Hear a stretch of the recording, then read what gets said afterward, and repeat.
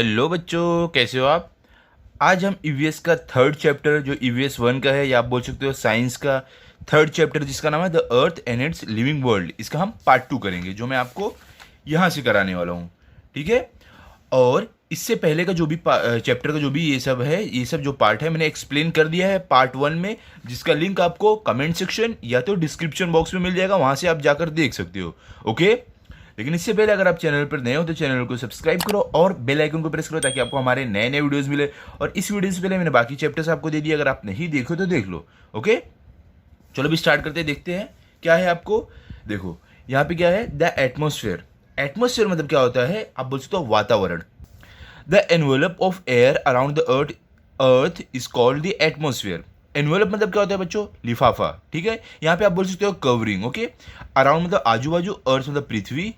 देखो क्या बोल रहे हैं कि हमारी पृथ्वी के हमारी जो पृथ्वी है, कैसे उसके चारों तरफ जो हवा है उसको हम क्या बोलते हैं, एटमॉस्फेयर बोलते हैं। ठीक है, आपको तो पता है हमारी पृथ्वी पर हवा मौजूद है, इससे ही हम सांस लेते हैं। ओके, तो वही यहाँ पे आपको बताया गया है। आगे देखो क्या है, as we go higher from the surface of the earth the air in the atmosphere becomes rare. Higher मतलब बच्चों बहुत ही ज़्यादा ऊंचा, सरफेस मतलब सतह, अर्थ मतलब पृथ्वी, रेयर मतलब आप बोल सकते हो कम। क्या बोल रहे हैं कि जैसे जैसे हम अपनी जो हमारी पृथ्वी है, पृथ्वी से हम ऊपर की तरफ जाएंगे तो वहाँ पे हवा कम होती जाती है। ठीक है, the air consist of a mixture of gases namely nitrogen, oxygen, water vapour and carbon dioxide. Consist मतलब आप बोल सकते हो मिला हुआ, मिक्सचर मतलब आप बोल सकते हो, मतलब बोल सकते हो मिलावट।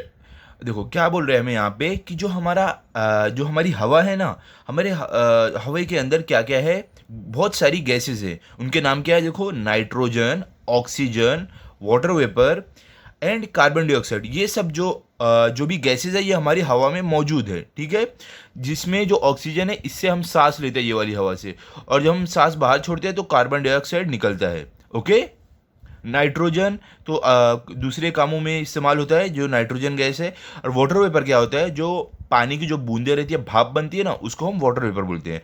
भाप को हम वाटर वेपर बोलते हैं। ठीक है, चलो अभी आगे देखते हैं क्या है। There are some other gases too in the air in very small quantities.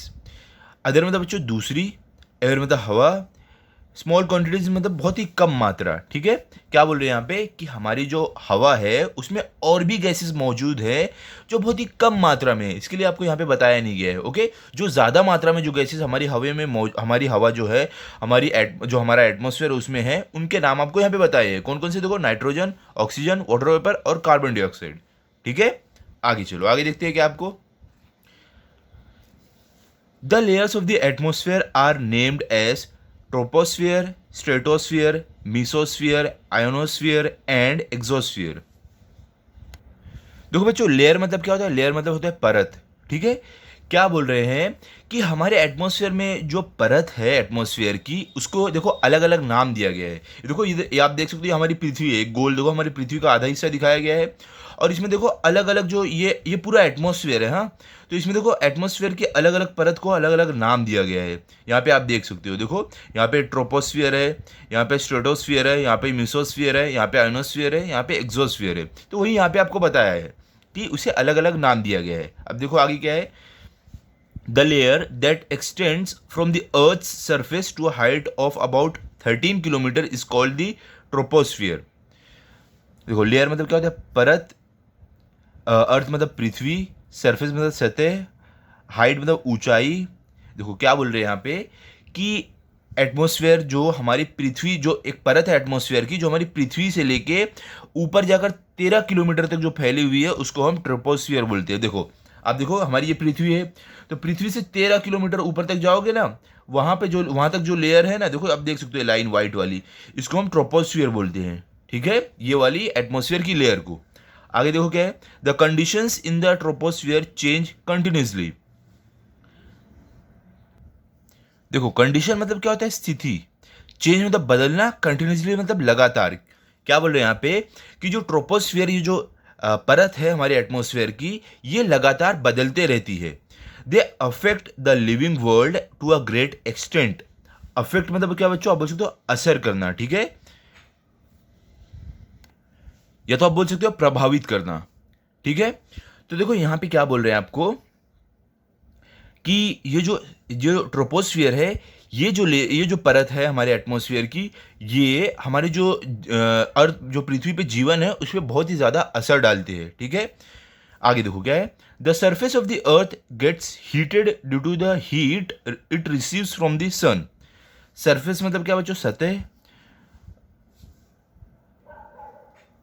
अर्थ मतलब क्या, पृथ्वी। हीटेड मतलब गर्म होना। रिसीव मतलब मिलना मिलना। सन मतलब क्या, सूरज। क्या बोल रहे हैं यहाँ पे कि जो हमारी पृथ्वी की जो सतह है ना, जो जमीन है ना, वो बहुत ही ज्यादा गर्म हो जाती है क्योंकि उसे सूरज से जो भी गर्मी मिलती है उसके कारण। ठीक है, hence the air nearest the surface is the hottest. Air मतलब क्या बच्चों, हवा। नियरेस्ट मतलब सबसे पास। हॉटेस्ट मतलब बहुत ही ज्यादा गर्म। क्या बोल रहे हैं कि इस कारण क्या होता है, जो जो हवा पास में होती है पृथ्वी की सतह के, वो बहुत ही ज्यादा गर्म होती है। कौन सी हवा सबसे पास है, हमने देखा है क्या है, ट्रोपोस्फियर, ये वाली सबसे पास है पृथ्वी के। तो इसमें ज्यादा गर्मी रहेगी क्योंकि जो भी पृथ्वी से गर्मी निकलेगी वो ये वाले हवा में रहेगी, ट्रोपोस्फियर वाले में। ओके, आगे क्या देखो, as we go higher in the troposphere it becomes cooler. Higher मतलब क्या बच्चों, ऊपर, ऊंचाई आप बोल सकते हो। बिकम मतलब होना, कूलर मतलब ठंडा। क्या बोल रहे हैं कि जैसे जैसे हम जो ट्रोपोस्फियर है उसके ऊपर ऊपर जाते जाएंगे तो वहाँ पे ठंडा होते जाएगा। ठीक है, देखो ये ट्रोपोस्फियर है, हमारी पृथ्वी से जो भी गर्मी निकलती है तो यहाँ पे ये वाली हवा में बहुत गर्मी रहती है, और अब धीरे धीरे ऊपर जाओगे ना तो ठंडा होने लगेगा। तो यहाँ पे बताया है। ओके, आगे देखो क्या है भी आपको, almost all the water vapour in the atmosphere is contained in the troposphere. Water vapour मतलब क्या बच्चों, आप बोल सकते हो जो भाप, भाप जो रहती है, जो पानी जो रहता है ना, भाप बन के उड़ जाता है वो। ओके, कंटेंट मतलब आप बोल सकते हो शामिल होना, रहना। ठीक है, क्या बोल रहे हैं कि जो भी हमारे पृथ्वी का वाटर वेपर है, जो भी पानी भाप बन के उड़ता है, वो ट्रोपोस्फियर में ही रहता है। ये वाली परत जो है ना, इसके अंदर ही रहता है। ओके, आगे देखो क्या आपको, that is why all weather related phenomenon such as formation of clouds, rain, fog, winds and storms take place in the troposphere. That is why मतलब इस कारण, वेदर मतलब क्या, वेदर मतलब मौसम आप बोल सकते हो। फॉर्मेशन मतलब बनना, क्लाउड मतलब बादल, रेन मतलब बारिश, फॉग मतलब आप क्या बोल सकते हो, फॉग मतलब कोहरा नहीं बोलते हैं वो। ठीक है, विंड मतलब हवा, स्टॉर्म मतलब तूफान। देखो यहाँ पे क्या बोल रहे हैं कि इस कारण जो भी हमारे मौसम में बदलाव आता है, जैसे कि बादल का बनना, बारिश होना, कोहरा का आना, या ठंडी आना, या तूफान आना, ये सब ट्रोपोस्फियर में होता है क्योंकि हमारा जो भी पानी भाप बनकर उड़ता है वो ये वाली परत में रहता है, ट्रोपोस्फियर में। ओके, आगे देखो क्या है, the air on high mountains is rare than the air near the earth surface. High मतलब आप बोल सकते हो ऊंचा, माउंटेन मतलब पहाड़, नियर मतलब पास में, सरफेस मतलब सतह। क्या बोल रहे हैं यहाँ पे, देखो रेयर मतलब क्या होता है बच्चों, कम आप बोल सकते हो। देखो क्या बोल रहे हैं आपको यहाँ पे कि जो हवा होती है वो एक पहाड़ जो होता है ना उसकी ऊंचाई पर बहुत कम होती है अगर आप उसकी तुलना हमारी पृथ्वी की सतह से करो, क्योंकि पृथ्वी की सतह पर हवा ज़्यादा रहती है। अभी कोई इंसान जब पहाड़ चढ़कर ऊपर जाता है ना तो उसको वहाँ पे सांस लेने में तकलीफ होती है क्योंकि वहाँ पे हवा बहुत कम होती है। ओके, आगे देखो क्या है, aeroplanes fly in the higher parts of the troposphere. Aeroplane मतलब क्या बच्चों, हवाई जहाज, फ्लाई मतलब उड़ना। क्या बोल रहे हैं यहाँ पे कि जो एरोप्लेन होते हैं, जो हवाई जहाज होते हैं, वो ट्रोपोस्फियर जो है, ये परत है जो हमारे एटमॉस्फेयर की, इसमें सबसे ऊंचाई पर उड़ते हैं। देखो आप देख सकते हो ये ट्रोपोस्फियर है, यहाँ पे देखो आपको दिख रहा है प्लेन उड़ रहा है। तो मतलब जो ट्रोपोस्फियर ये परत है हमारी पृथ्वी में, इसकी ऊंचाई पर एकदम ऊंचे वाले हिस्से में प्लेन उड़ता है, एरोप्लेन। ठीक है, आगे देखो क्या है आपको, there the air is very rare. Rare मतलब क्या बच्चों, कम। एयर मतलब हवा। क्या बोल रहे हैं, और वहां पे कहाँ पे, जहाँ पे एरोप्लेन उड़ता है, जहाँ पे हवाई जहाज उड़ता है, वहां पे हवा बहुत कम होती है। Therefore arrangement have to be made to ensure that passenger get enough air for breathing. Therefore मतलब क्या बच्चों, इसलिए। अरेंजमेंट मतलब क्या, प्रबंध। इंश्योर मतलब पक्का करना। इनफ मतलब काफ़ी। ब्रीथिंग मतलब सांस लेना। देखो क्या बोल रहे हैं यहाँ पे कि देखो अभी आपको क्या बताया था कि यहाँ पे हवा कम रहती है जहाँ पे एरोप्लेन उड़ता है, तो अब यहाँ पे क्या बोल रहे हैं कि इस कारण हवा का प्रबंध किया जाता है। कुछ ऐसे प्रबंध किए जाते हैं जिससे जो भी पैसेंजर रहे वो प्लेन में बैठे हुए, उनको सांस लेने में तकलीफ ना हो। ठीक है, चलो अभी आगे देखते हैं क्या है।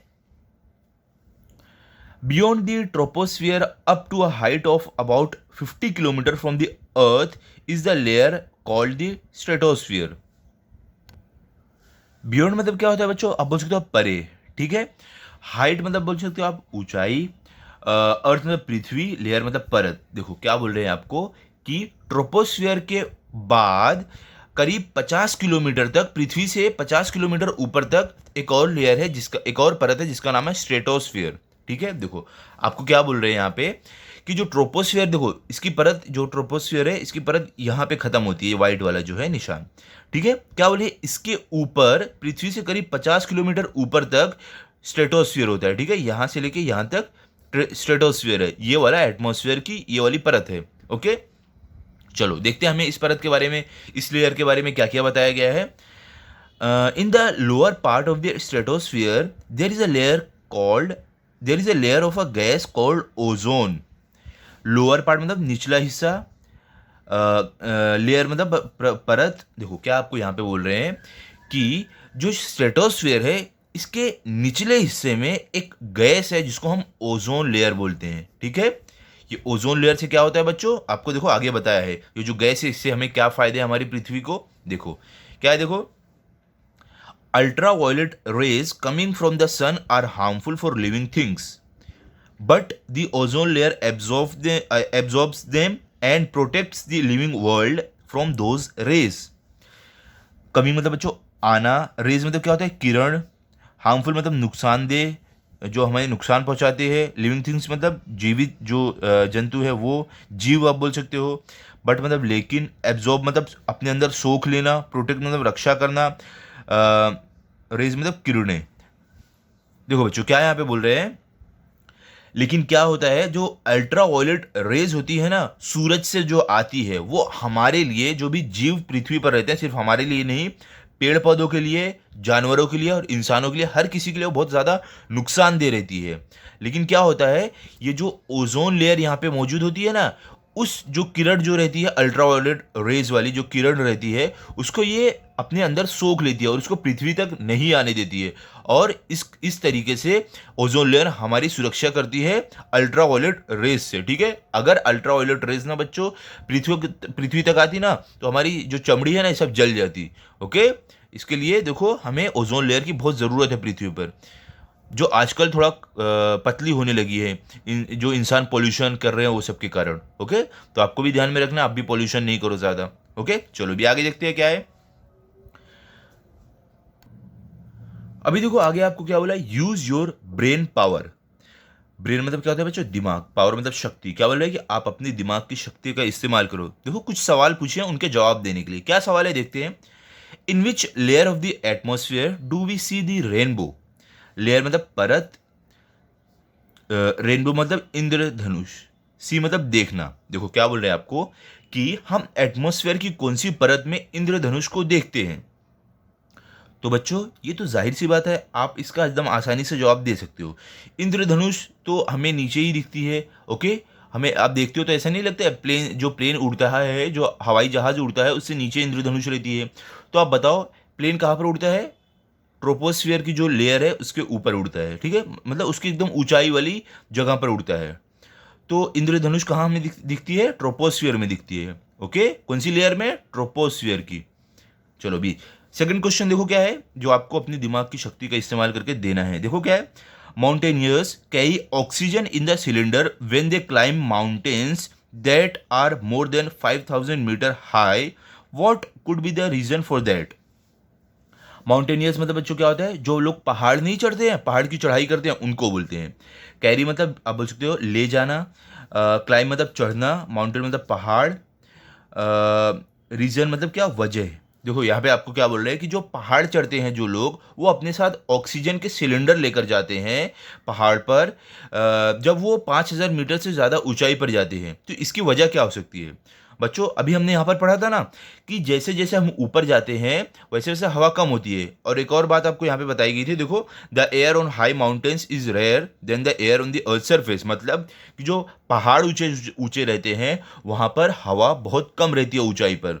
तो इसके लिए जो ये माउंटेन चढ़ने वाले, जो पहाड़ चढ़ने वाले लोग रहते हैं ना, इसके लिए ये ऑक्सीजन सिलेंडर लेकर जाते हैं, क्योंकि वहाँ पर सांस लेने में तकलीफ होती है, ठीक है। चलो भी आगे चलते हैं। अ न्यू वर्ड मतलब एक नया शब्द, देखते हैं क्या है। कंडेंसेशन, कंडेंसेशन क्या होता है देखते हैं। The process of vapour turning into water on cooling. देखो यहाँ पे टर्निंग मतलब बदलना, वाटर मतलब पानी, कूलिंग मतलब ठंडा होना, वेपर मतलब भाप। देखो क्या बोल रहे हैं यहाँ पे, कंडेंसेशन क्या होता है, इसका मतलब कि जो भाप रहती है उसका पानी में बदलना ठंडा होने के बाद, इस प्रक्रिया को हम क्या बोलते हैं, कंडेंसेशन। मतलब भाप जब ठंडी होकर पानी में बदलती है, इस प्रक्रिया को हम कंडेंसेशन बोलते हैं। ठीक है। आपको तो पता होगा, पानी जो रहता है भाप बनता है, आसमान में जाता है ऊपर, और वहाँ पे बादल बन जाता है, और ठंडा होकर फिर पानी बनकर नीचे बारिश होती है। वही यहाँ पे बोला है, उस प्रक्रिया को हम कंडेंसेशन बोलते हैं। ओके चलो, कौन सी प्रक्रिया को बच्चों, वापस मैं आपको एक बार बता देता हूँ, वो प्रक्रिया कौन सी है, जब भाप ठंडी होकर पानी में बदलती है, उस प्रक्रिया को हम कंडेंसेशन बोलते हैं। चलो भी आगे देखते हैं।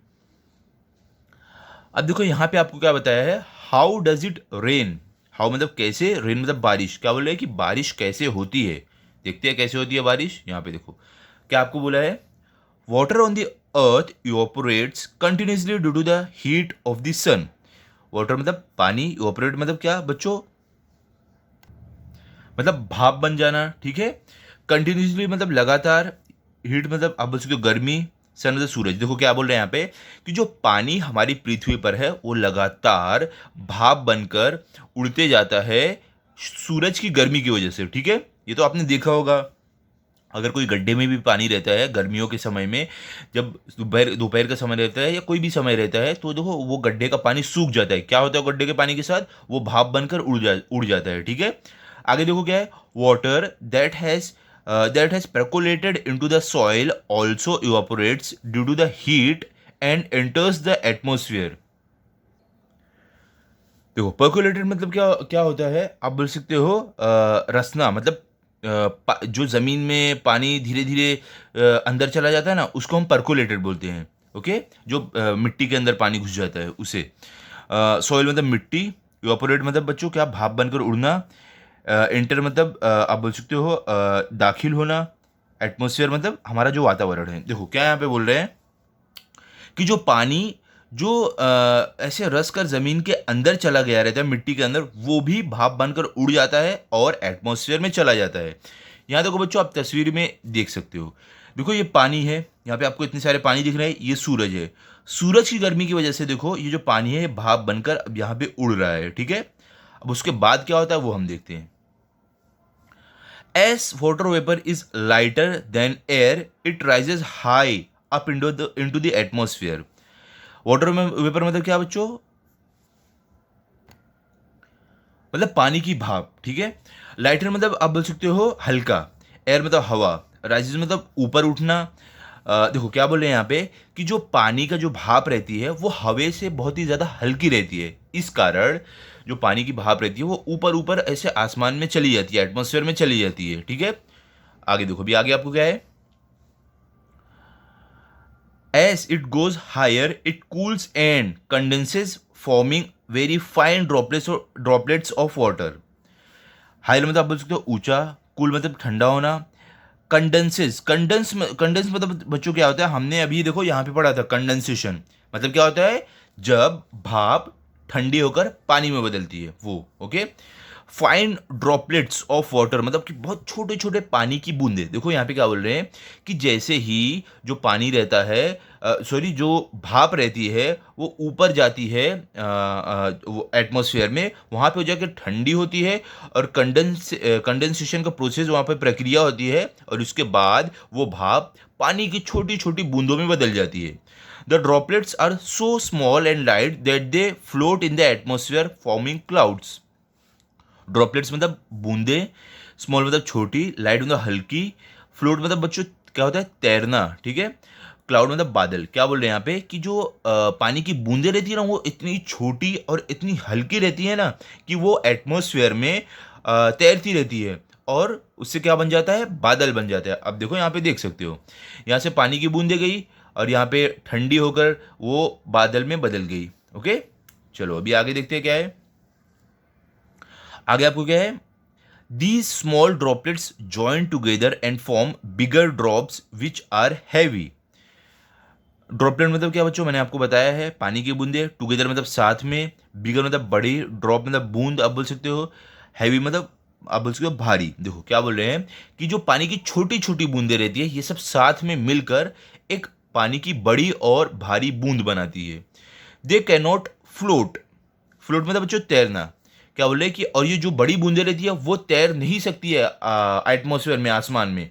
सच drops of water fall down on the earth in the form of rain. Drop मतलब क्या, बूंद, वाटर मतलब पानी, फॉल डाउन मतलब क्या, नीचे गिरना, अर्थ मतलब पृथ्वी, रेन मतलब बारिश। क्या बोल रहे हैं कि जो पानी की बूंदे रहती है ये हमारी पृथ्वी पर नीचे गिरती है, कैसे, बारिश के रूप में। ठीक है, अब पता चला ना बच्चों बारिश कैसी होती है, आपको मालूम पड़ गया ना, है ना, कैसे होती है बारिश। जो पानी, देखो मैं आपको तस्वीर से समझाता हूँ।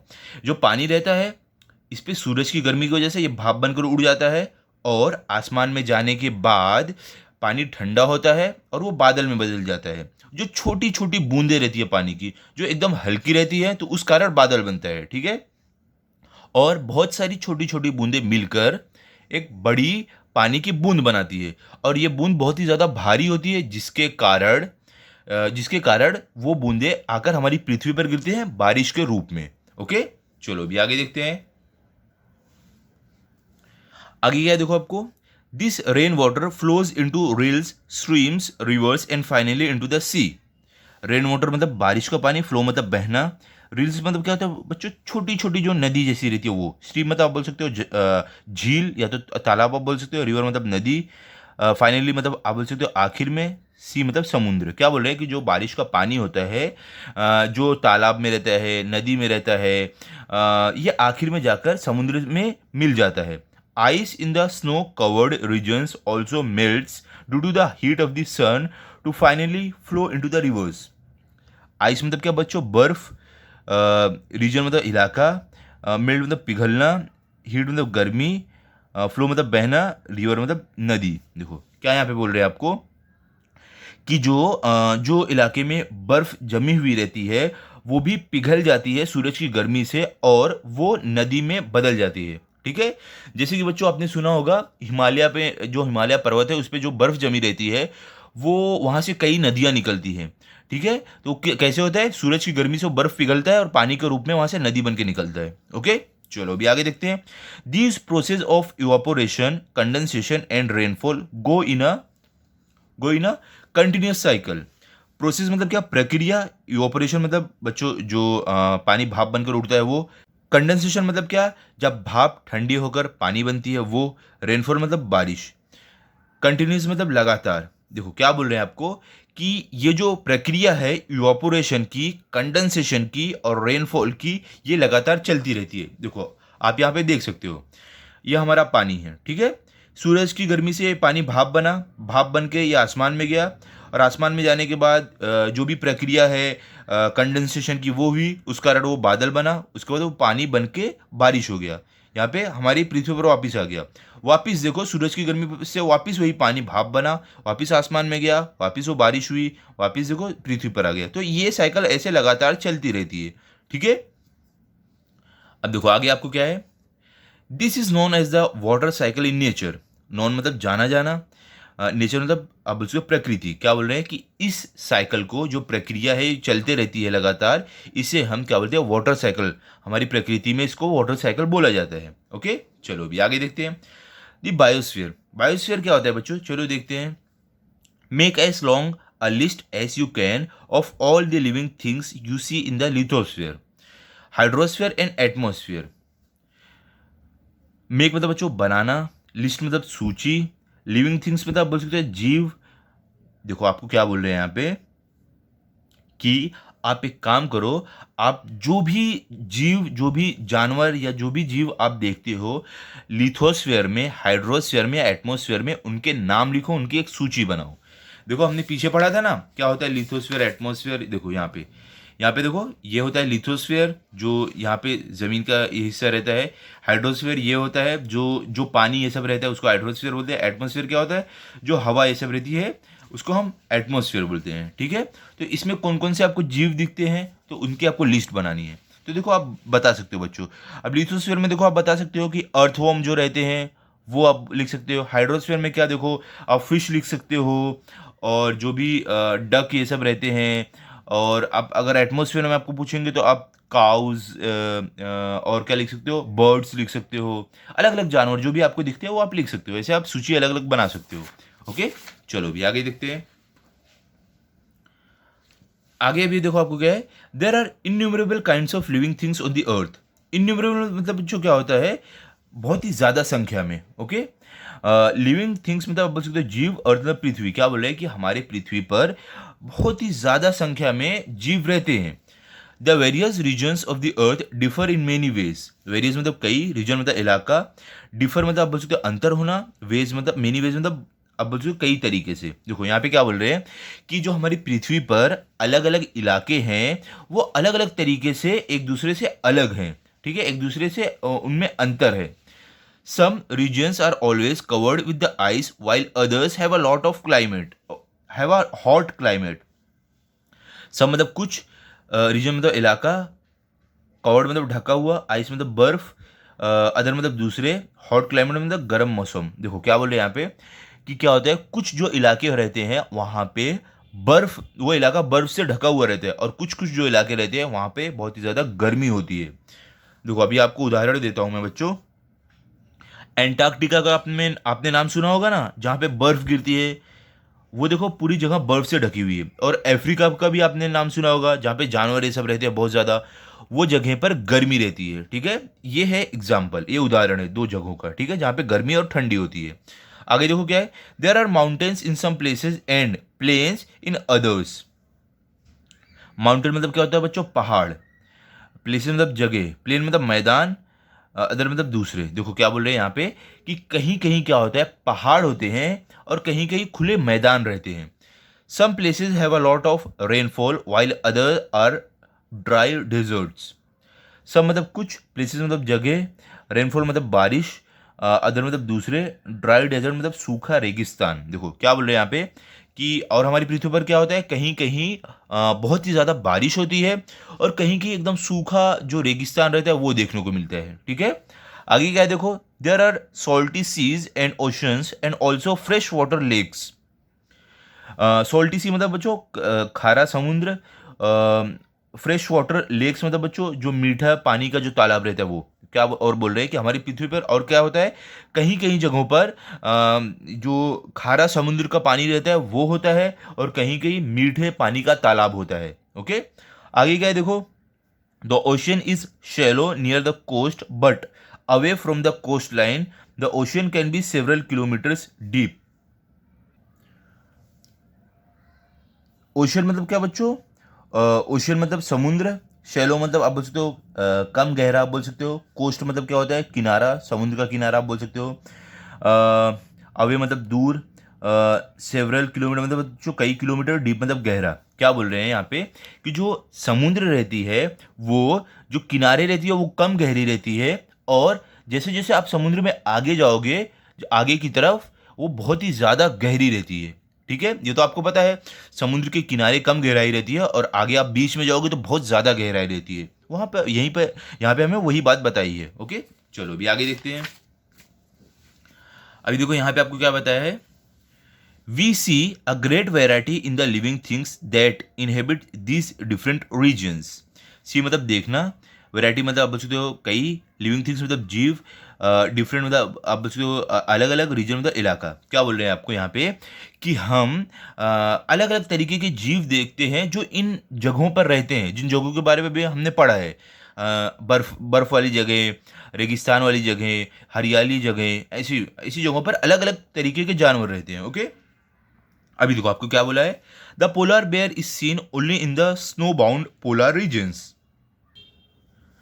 देखो बच्चों, बेयर मतलब क्या होता है, भालू। पोलर बेयर देखो ये आपको दिख रहा है ना, ये व्हाइट वाला जो भालू रहता है ना, इसको हम पोलर बेयर बोलते हैं। ठीक है, स्नो बाउंड मतलब बच्चों जो बर्फ से ढका हुआ जो इलाका हो, वो क्या बोल रहे हैं आपको यहाँ पे कि जो ये पोलर बेयर रहते हैं ना, ये बर्फ से ढके हुए इलाकों में रहते हैं, क्योंकि इन्हें ठंडी में रहने की आदत रहती है, गर्मी में नहीं रह सकते हैं। ओके, आगे क्या है देखो, zebras are found in Africa and kangaroos are found in only in Australia.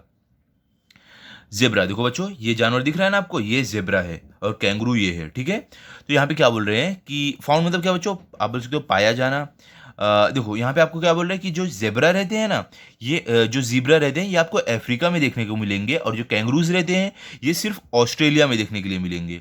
Okay, आगे क्या है देखो, these animals are not found in any other regions. Animals मतलब क्या होता है बच्चों, जानवर। फाउंड मतलब आप बोल सकते हो पाया जाना। रीजन मतलब इलाका। क्या बोल रहे हैं कि ये सब जो जानवर है ये सब कोई और इलाके में नहीं पाए जाते हैं। कौन से जानवर बच्चों, जैसे पोलार बेयर, ये कहाँ पे रहते हैं, बर्फ वाली जगह पर रहते हैं। जीब्रा कहाँ पर रहते हैं, ये लोग अफ्रीका में रहते हैं। कैंगरूस कहाँ पर रहते हैं, ये लोग ऑस्ट्रेलिया में रहते हैं। इसके अलावा कोई भी जगह पर आपको ये देखने नहीं मिलेंगे। ओके, चलो अभी आगे देखते हैं। Elephants and lions are found in regions of hot climate. Elephant मतलब क्या होता है बच्चों, हाथी। लायन मतलब क्या होता है, शेर। फाउंड मतलब बच्चों आप बोल सकते हो पाया जाना, आप बोल सकते हो। हॉट क्लाइमेट मतलब बच्चों गर्म मौसम। देखो क्या बोल रहे हैं कि जो ये एलिफेंट और ये जो लायन होते हैं ये गर्म इलाके में मतलब गर्म मौसम में पाए जाते हैं। आगे देखो क्या है, plants in all these different regions also show a great variety. Plants मतलब क्या बच्चों, आप बोल सकते हो पेड़ पौधे। रीजन मतलब इलाका। शो मतलब दिखाना। वैरायटी मतलब आप बोल सकते हो विभिन्नता। देखो क्या बोल रहे हैं यहाँ पे कि जो प्लांट्स रहते हैं, जो पेड़ रहते हैं, इन सब इलाकों में अलग अलग तरीके के पेड़ रहते हैं। इनमें भी विभिन्नता रहती है, मतलब अलग अलग प्रकार के रहते हैं। This variety is characteristic of those different regions.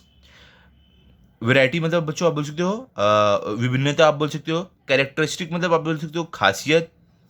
Reason मतलब इलाका। देखो क्या बोल रहे हैं यहाँ पे, ये जो अलग अलग तरीके के प्लांट जो पेड़ पौधे रहते हैं ये इन इलाकों की खासियत रहती है। ठीक है, जैसे कि आप अगर देखोगे जो रेगिस्तान वाली जगह रहती है वहाँ पे कैक्टस ये सब देखने मिलते हैं, और जहाँ पर बर्फ वाली जगह रहती है वहाँ पर आपको ये ऐसे टाइप के पेड़ देखने मिलते हैं। ओके, चलो अभी आगे देखो क्या है आपको। Many different kinds of plants, animals, and microorganisms are found everywhere on Earth, on land, in water, and in the air. Mini मतलब बच्चों बहुत सारे, प्लांट मतलब पेड़ पौधे, एनिमल मतलब जानवर, फाउंड मतलब पाया जाना, एवरीवेयर मतलब बच्चों हर जगह, अर्थ मतलब पृथ्वी, लैंड मतलब क्या ज़मीन, वाटर मतलब पानी, एयर मतलब हवा। क्या बोल रहे हैं बच्चों कि कई अलग अलग तरीके के जानवर, पेड़ पौधे ये सब पाए जाते हैं हमारी पूरी पृथ्वी पर, या तो ज़मीन पर या पानी में या तो हवा में। ये अलग अलग जगहों पर कई तरीके के जानवर पाए जाते हैं हमारी पृथ्वी पर। Living things exist in the lithosphere, hydrosphere and atmosphere. क्या बोल रहे हैं यहाँ पे कि देखो लिविंग थिंग्स मतलब क्या आप बोल सकते हो जीव। क्या बोल रहे हैं यहाँ पे आपको कि जो जीव है ये हमारा जो लिथोस्फीयर, हाइड्रोस्फीयर और एटमोस्फीयर है ये तीनों में रहते हैं। देखो आप अगर यहाँ पे देखने जाओगे, ये देखो ये हमारा है लिथोस्फीयर, तो देखो जमीन के अंदर भी जीव रहते हैं। ओके, हाइड्रोस्फीयर मतलब पानी वाला हिस्सा, तो देखो पानी के अंदर भी जीव रहते हैं।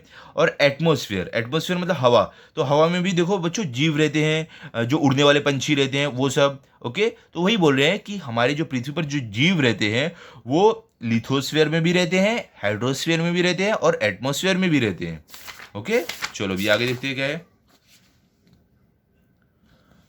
They also interact with these spheres.